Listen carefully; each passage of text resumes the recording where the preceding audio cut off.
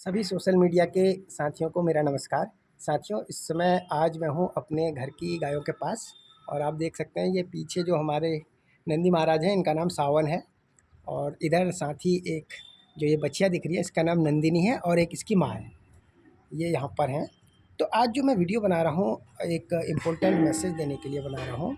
और मैसेज ये है कि जैसा कि कई लोगों को जो कि गौवंश प्रेमी हैं उन्हें ज्ञात होगा कि पिछले 10-11 वर्षों से मैं गौलापार क्षेत्र में घायल बीमार गायों की सेवा कर रहा हूँ। और इसी क्रम में मैं पिछले 5-6 वर्षों से कामधेनु प्रकल्प बागजाला शिव मंदिर जो है इससे जुड़ा हुआ था। तो कुछ पिछले दिनों से ऐसे वैचारिक मतभेद रहे थे जिसमें कि तालमेल नहीं बन पाया। और काफ़ी वैसे समझदार लोग हैं वहाँ भी, सब गुरुजन हैं, लेकिन थोड़ा सा एडजस्ट करने में मुझे ही थोड़ी परेशानी महसूस हो रही थी। थोड़ा सा एक तालमेल किसी विचार पे हमारा नहीं बन पा रहा था। तो फिर मैंने जो है कल से वहाँ से अपनी सेवा हटा ली है। और कोई ऐसा मनभेद नहीं है, मतभेद ज़रूर था विचार में। और अब जो मैंने निर्णय लिया है कि मैं अपनी ही व्यक्तिगत तौर पर सेवा करूँगा, जितना भी मेरे पास हो सकेगा।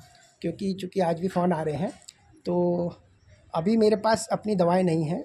और जैसे ही मैं दवाओं को ख़रीद लूँगा तो फिर से मैं अपनी व्यक्तिगत तौर पर ही अपनी सामर्थ्य से सेवा करूँगा। कोई ये वादा नहीं है कि पूरी क्षेत्र की गायों को संभाल लूँगा, लेकिन जितनी गुंजाइश हो सकेगी वो मैं तत्पर रहूँगा करने के लिए। और अभी जैसा कि आपको पता है कि मेरे पास रखने की भी जगह नहीं है, तो इस संदर्भ में भी मैं सरकार से भी बात करूँगा। और गौशालाओं में अगर शरण की व्यवस्था कहीं हो जाती है, क्योंकि पूर्व में 6 वर्ष पूर्व जब तक मैं नहीं जुड़ा था तो हम जो है हल्दूचौड़ गौशाला में ही भिजवा देते थे। लेकिन फिर वहाँ पे भी स्थितियाँ बहुत ज़्यादा, क्योंकि पूरे कुमाऊँ आधे कुमाऊँ से लगभग वहाँ पर गौवंश पहुँचता है। तो जैसे ही कहीं गौशाला में अगर रखने की व्यवस्था हो जाएगी, बहुत ज़्यादा जो घायल होते हैं, जो बिल्कुल ही मरणासन्न होते हैं, तो उसके लिए भी मैं गौशालाओं में बात करूँगा। और तब तक मैं अपनी नहीं तो मौके पे पहुँच कर ही उपचार दूँगा।